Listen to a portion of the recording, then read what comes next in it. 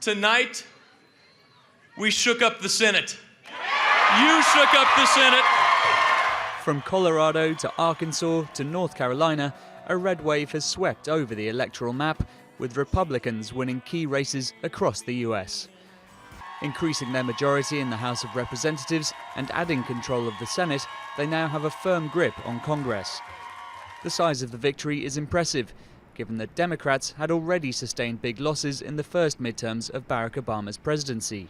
His first midterm was so negative in 2010 that the Republicans had, if you will, picked up so many of what was already the low-hanging fruit and what were their opportunities out there that you didn't imagine that they could much expand the map beyond what they had already done.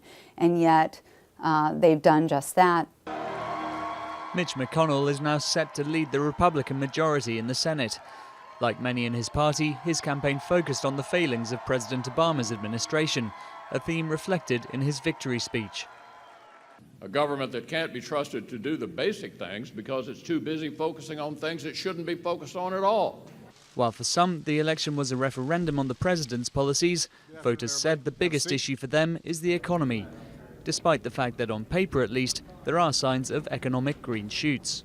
I think there's a lot of fear about whether or not those sort of early shoots are going to blossom into real leaves. We're starting to see that now, but I do think the Democrats were concerned that if they talked up the economy, voters would basically say, what are you talking about? This isn't the reality.